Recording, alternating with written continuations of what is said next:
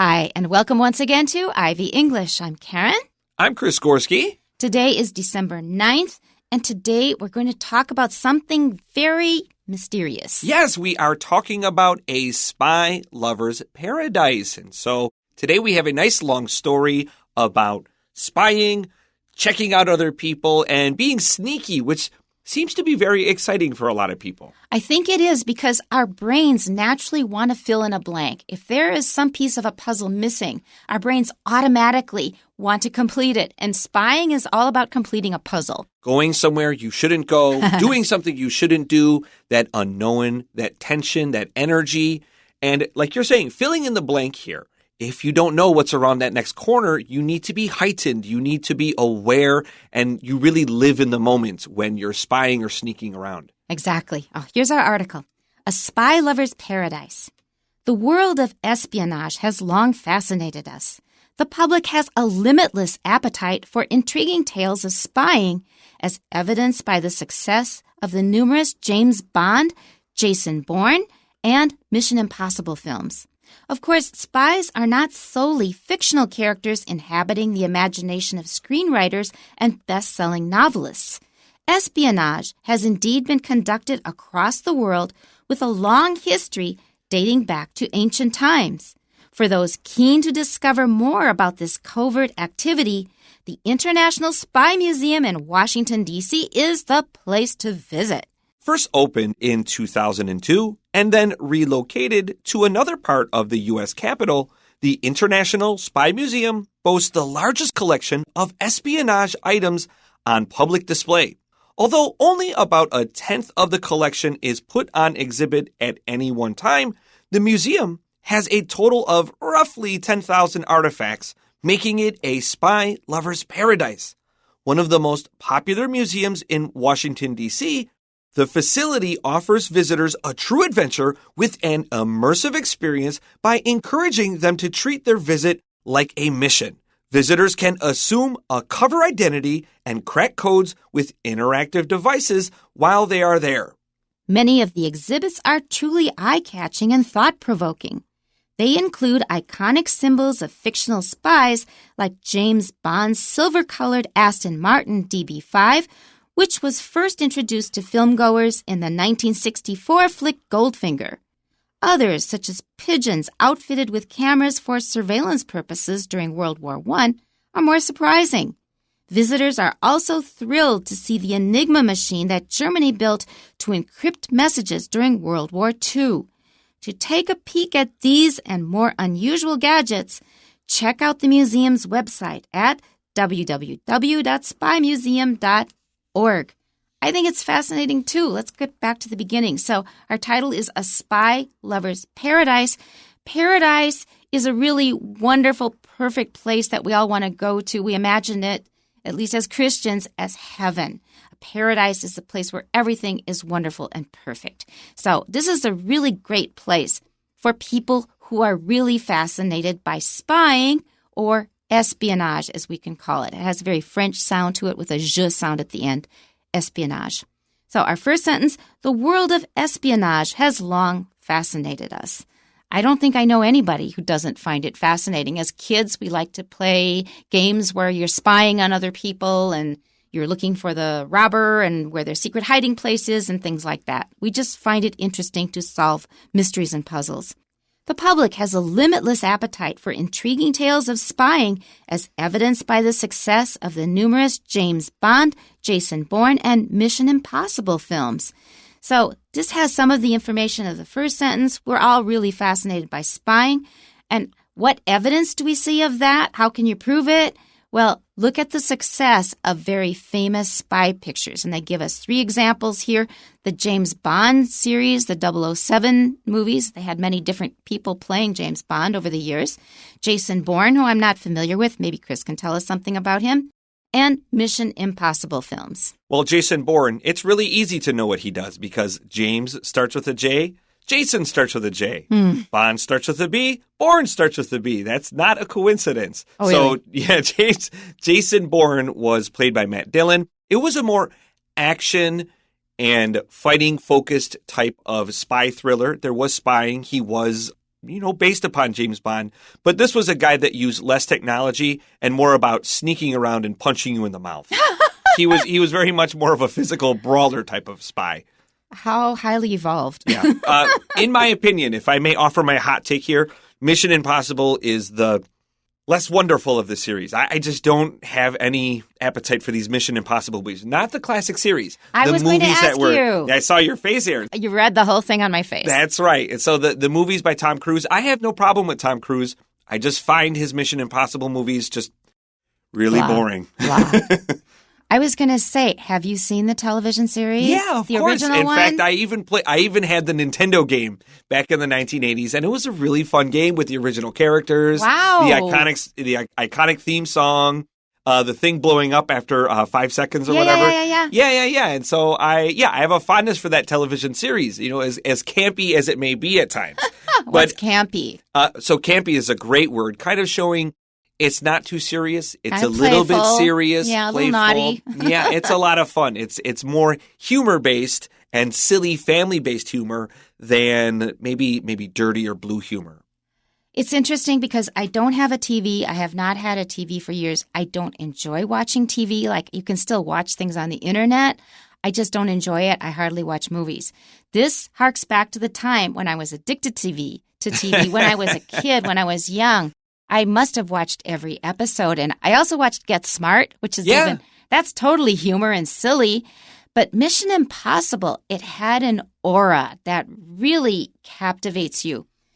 One thing is the characters were so glamorous. The characters were really glamorous. They had a couple.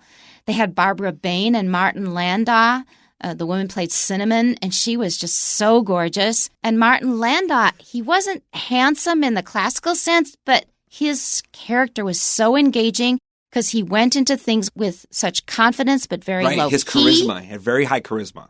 And he was always very low-key. He just went in, and then he was really good at disguising his voice and playing other characters, and that would fool people, and a spy has to be able to do that. And then it was Peter Graves was his name, the star character. I'll tell you the truth, that some of the male characters I don't remember because this show came out before I was born, but it was often on TV, and I would watch it with the family downstairs that would babysit me. And so a lot of these actors, I don't know their names. I know their characters. He was so slim and well-dressed and had very nicely coiffed white hair. And he was sort of like the leader of the group, always confident and always ready to deal with a crisis on a turn of a dime. Something weird would happen that they didn't plan. He just walks in and then gets things done.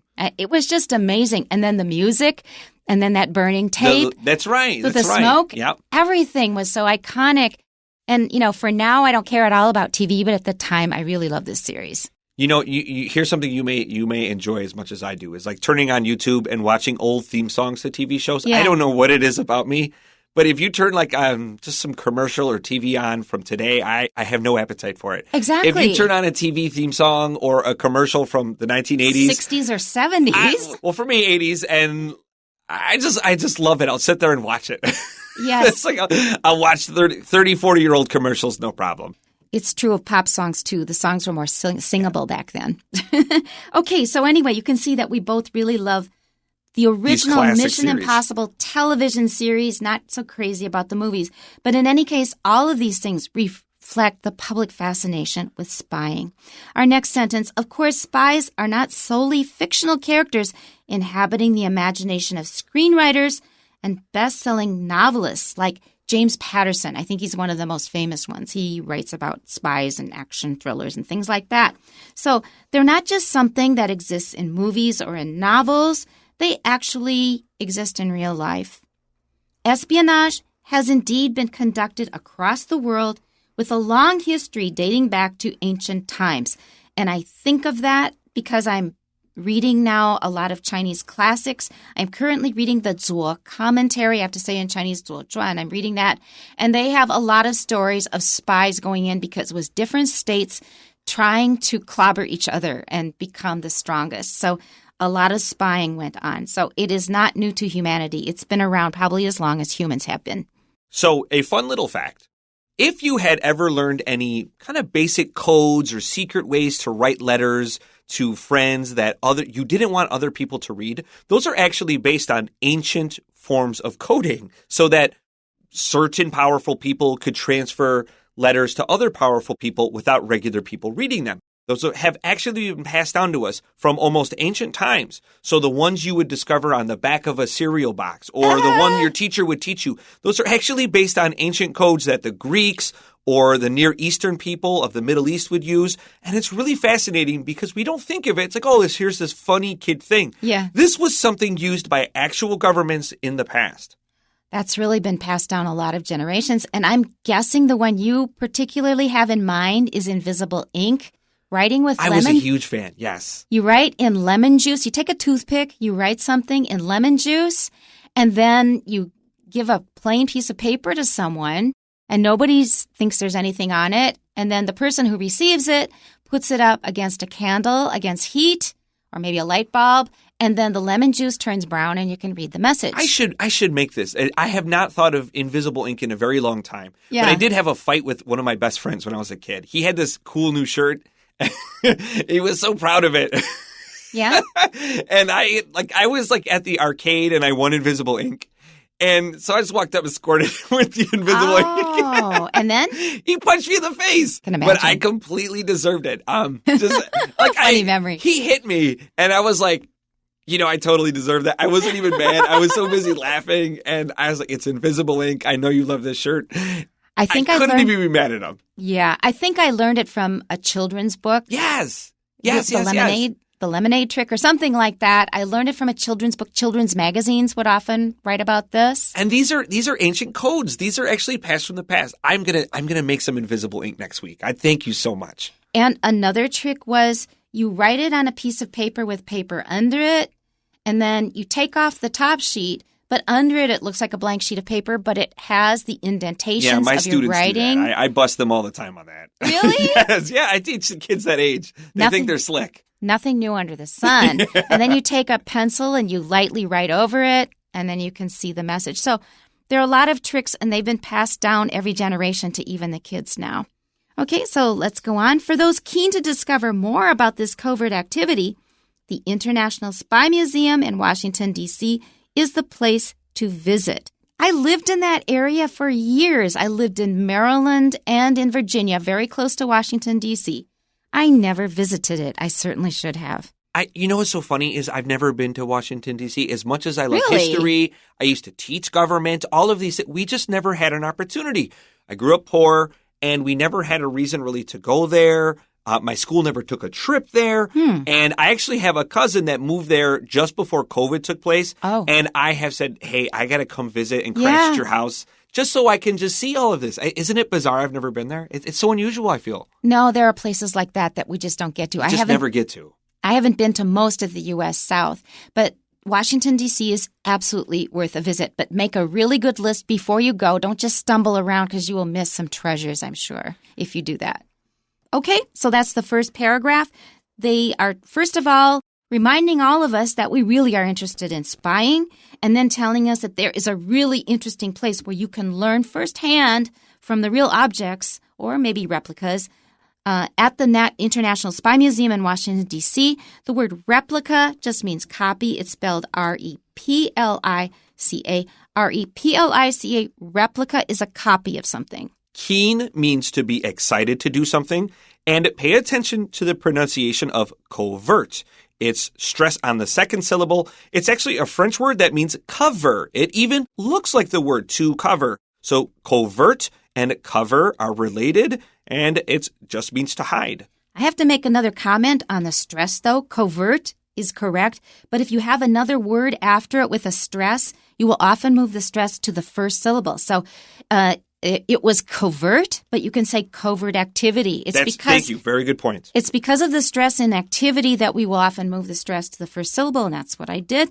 It's time to move on to the second paragraph. First opened in 2002 and then relocated to another part of the U.S. Capitol, the International Spy Museum boasts the largest collection of espionage items on public display. So first of all, boast, you'll see it is in bold. It means to brag. That's to say, like, I got the highest score on the test today. You got the third highest. I beat you. I am boasting. I'm bragging. And that will really put people off. Don't do it.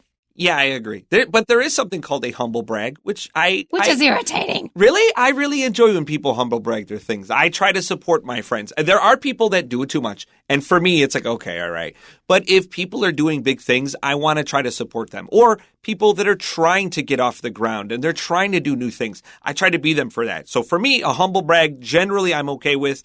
But too much is, yeah, I agree. It's very distasteful. Oh, my ancient Egyptian is so lousy. I really need to work more on it. Yeah.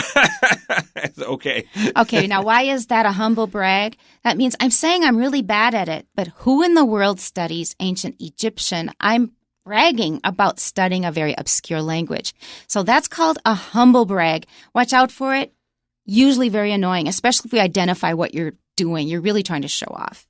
Let's continue to our next sentence here. Although only about 1/10 of the collection is put on exhibit at any one time, the museum has a total of roughly 10,000 artifacts, making it a spy lover's paradise.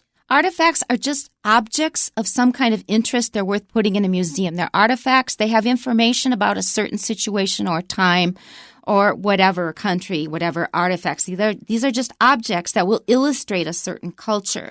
And when I saw this sentence, the first thing I thought of was the National Palace Museum. Right. They have so many things. A lot of them have never been on display because there are just too many things. And thank goodness for that because they were saved from a period of war. So in our two sentences, we have on public display and then put on exhibit. These are both just talking about how we show things in museums. So on exhibit feels definitely fancier. Generally, most people don't put something on exhibit at their own house, but you could put something on display. You might have a display case to show something that you're proud of in your family. So these are just two ways you might see them in a museum. And on another note, when I first read this original sentence, the U.S. Capitol, for some reason, it registered as the Capitol building in my mind. Yeah. And I'm like, why did they move it around the Capitol? So this kind of emphasizes why a capital letter is really useful because I was thinking this was the government building. For some reason, it just hit my brain that way. And I read it maybe 4 times before I understood. I was embarrassed for myself. And they're spelled differently. The Capitol building is O-L, and just the most important city where the national government is seated, that is spelled with A-L at the end, the National Capitol.